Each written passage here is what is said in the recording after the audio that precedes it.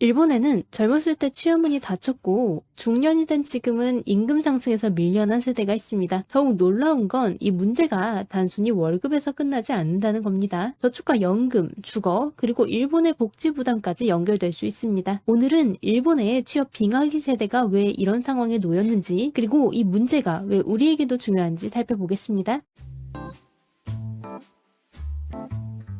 외신으로 경제 읽기 오늘도 시작해 보겠습니다. 빙하기 세대는 여러 차례 저주를 받아왔다. 도대체 무슨 이야기일까요? 오늘 준비한 건 일본의 X세대 노동자 이야기입니다. 먼저 한 사람의 사례부터 보겠습니다. 50세인 도리코의 아스 씨는 거의 20년 동안 도쿄의 한 패션 기업 창고에서 일했습니다. 그런데 소득은 크게 오르지 않았습니다. 최근에는 회사가 보너스를 줄이고 급여 체계를 바꾸면서 오히려 임금이 감소했습니다. 현재 연봉은 약 360만 엔 수준입니다. 그런데 어느 날 그는 자신의 회사가 새로운 직원을 채용하면서 자신보다 훨씬 높은 급여를 제시하고 있다는 사실을 알게 됩니다. 그는 이렇게 말했다고 해요. 젊은 사람들이 더 좋은 급여를 받는 건 좋은 일이죠. 그런데 왜 제 급여는 올려주지 않는 건가요? 이 질문을 이해하려면 약 30년 전으로 돌아가야 합니다. 1980년대 일본은 거품 경제의 한가운데 있었습니다. 기업들은 적극적으로 사람을 뽑았습니다. 대학생들의 우편함이 취업 제안서로 가득 찼다는 이야기가 나올 정도였고 기업들은 우수한 인재를 데려오기 위해 학생들에게 고급 식사까지 대접했습니다.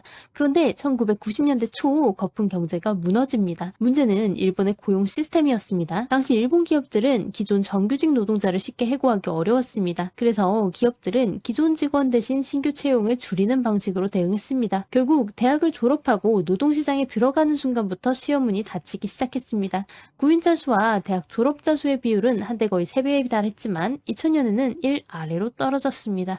과거에는 한 명의 구직자를 놓고 여러 기업이 경쟁했다면 이제는 한정된 일자리를 수많은 졸업자가 놓고 경쟁하는 상황이 된 겁니다. 이것이 바로 일본의 취업 빙하기였습니다. 정규직 일자리를 구하지 못한 많은 졸업생들은 결국 임시직이나 계약직으로 이동했습니다. 여기서 중요한 건 일본의 정규직과 비정규직 사이의 격차입니다. 정규직은 강한 법적 보호를 받고 근속 연수에 따른 임금 상승도 기대할 수 있습니다. 반면 비정규직은 비슷한 일을 하면서도 상대적으로 적은 임금을 받고 경기 침체가 발생하면 먼저 일자리를 잃을 가능성이 높습니다. 문제는 이들이 단순히 몇 년 동안만 비정규직으로 일하는 것이 아니라는 겁니다. 처음 노동시장에 진입할 때 정규직 경력을 쌓지 못하면서 이후의 경력 형성 자체가 달라졌습니다. 시간이 지나 일본의 노동력이 부족해지면서 취업 빙하기 세대의 정규직 비율도 점차 개선됐습니다. 그렇다면 문제가 해결됐을까요? 그렇지 않았습니다. 일자리는 어느 정도 회복됐지만 소득과 승진의 격차는 그대로 남았기 때문입니다. 비정규직으로 오랜 기간 일했던 사람들은 나중에 정규직으로 전환하더라도 이전 세대와의 임금 격차를 완전히 좁히기 어려웠습니다. 정규직으로 들어간 사람들도 문제가 있었습니다. 일본 기업의 상위직급에는 이미 거품 경제 시절 입사한 사람들이 차지하고 있었습니다. 그러다 보니 취업 빙하기 세대의 승진이 늦어졌습니다. 여기에 일본의 낮은 노동 이동성까지 더해졌습니다. 더 높은 임금을 주는 회사로 옮기는 것도 쉽지 않았던 겁니다. 결국 이 세대는 취업할 때 한 번 불이익을 받고 경력을 쌓는 과정에서 또 한 번 그 흔적을 떠안게 된 셈입니다. 그리고 지금 일본 경제가 다시 움직이기 시작했습니다. 30년간의 침체에서 조금씩 벗어나고 있고 인플레이션도 돌아오면서 임금도 상승하고 있습니다. 기업들은 사람을 구하기 어려워졌고 젊은 인재를 확보하기 위해 더 높은 임금을 제시하고 있습니다. 그런데 여기서 두 번째 아이러니가 등장합니다. 이번 임금 상승의 혜택도 젊은 층에 더 집중되고 있다는 겁니다. 인력이 부족한 기업 입장에서는 젊은 인재를 확보하기 위해 임금을 올릴 필요가 있습니다. 반면 중년층은 상대적으로 이직을 덜합니다. 기업 입장에서는 이미 회사에 남아있는 중년 직원의 임금을 적극적으로 올릴 요인이 상대적으로 적은 겁니다. 실제로 다이이치 생명경제연구소의 구마노 히데오에 따르면 대졸 학력의 20대, 30대 노동자의 명목 임금은 2025년에 5년 전보다 10에서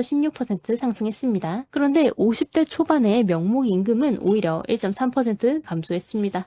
젊은 직원들의 임금이 크게 오르는 모습을 바라보는 48세 아베가 쓰야는 복잡한 심정이라고 말합니다. 그가 가입한 단체 이름도 흥미롭습니다. 메머드 클럽입니다. 혹독한 환경을 살아남은 메머드처럼 자신들도 어려운 시기를 버텨온 세대라는 의미입니다. 이 세대가 젊었을 때는 취업의 문이 닫혔고 중년이 된 지금은 임금 상승의 문 앞에서 다시 밀려나고 있는 겁니다. 그런데 더 큰 문제는 지금부터입니다. 취업 빙하기 세대의 낮은 임금은 현재의 생활 수준에서 끝나지 않았습니다. 생애 전체 소득이 낮아졌고 그 결과 충분한 저축을 하지 못했을 가능성이 있습니다. 그리고 일본의 연금 제도는 생애 소득과 연결되어 있습니다. 젊은 시절부터 오랫동안 낮은 임금을 연금을 받았다면 결국 노후에 받는 연금 역시 낮아질 수 있는 구조입니다. 즉 경기 침체기에 우연히 성인이 된 사람은 그 불이익을 평생 안고 살아갈 가능성이 있다는 겁니다. 더 오래 일하는 방법도 있습니다. 실제로 일본에서는 더 오래 일하는 고령자가 늘고 있습니다. 하지만 이것만으로 충분하지 않을 수 있습니다. 도쿄대 곤도 아야코 교수는 많은 사람들이 결국 생활보호에 의존하게 될 가능성을 경고합니다. 그렇게 되면 국가의 부담도 커집니다. 그리고 여기서 핵심 변수가 등장합니다. 바로 일본의 인구 구조입니다. 일반적인 인구 피라미드라면 젊은 층이 넓고 위로 갈수록 좁아지는 모습을 생각할 수 있습니다. 그런데 일본은 다릅니다. 50대 전후를 비롯한 중고령층의 인구가 크게 집중되어 있고 젊은 연령대로 갈수록 인구가 줄어듭니다. 기사에서는 취업 빙하기 세대를 일본 인구 피라미드에서 마지막으로 크게 블록한 부분이라고 표현한 이유입니다. 이들은 베이비붐 세대의 자녀들로 일본에서 상대적으로 규모가 큰 세대입니다. 문제는 이 거대한 세대가 앞으로 고령층으로 이동한다는 겁니다. 반면 그 뒤를 잇는 젊은 세대는 더 적습니다. 결국 앞으로는 많은 고령자를 상대적으로 적은 노동 인구가 부양해야 하는 구조가 만들어질 수 있습니다. 따라서 취업 빙하기 세대의 문제는 개인의 월급 문제에서 끝나지 않습니다. 이들이 은퇴하는 순간 연금, 의료, 복지 시스템 전체의 부담으로 나타날 가능성이 있습니다. 여기에 또 하나의 문제가 있습니다. 바로 주거입니다. 취업 빙하기 세대는 이전 세대의 일본인보다 주택을 소유하고 있을 가능성이 낮습니다. 그런데 일본의 임대시장 역시 고령 세입자에게 우호적이지 않습니다. 따라서 은퇴 후에는 단순히 소득이 줄어드는 문제가 아니라 안정적으로 살 곳을 확보하는 문제까지 발생할 수 있습니다. 결국 이 세대의 노후 문제는 하나로 설명할 수 없습니다. 소득, 저축, 연금, 고용, 주거가 서로 연결되어 있는 문제입니다. 일본 정부도 이를 알고 있습니다. 지난 수십 년 동안 취업 빙하기 세대의 취업을 돕고 사회적으로 고립된 사람들을 지원하는 여러 프로그램을 마련해 왔습니다. 그리고 올해 4월에는 취업 빙하기 세대를 위한 3개년 계획을 내놓았습니다. 자산 형성부터 주거 문제까지 포함하면서 정부의 관심도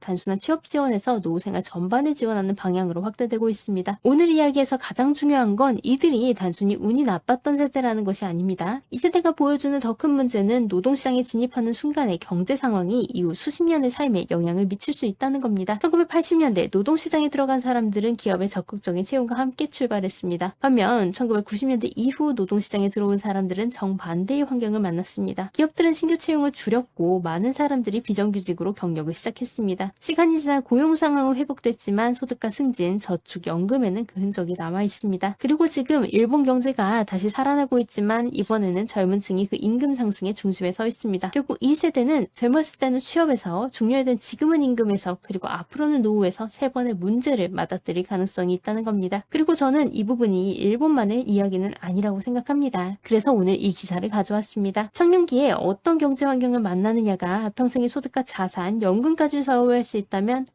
우리 역시 세대별 노동시장 진입 환경과 생애소득의 격차를 어떻게 바라봐야 할지 생각해 볼 필요가 있기 때문입니다. 어려운 해외 경제와 투자 이슈 그리고 복잡한 숫자를 중요한 부분만 쉽게 풀어서 정리해 드립니다.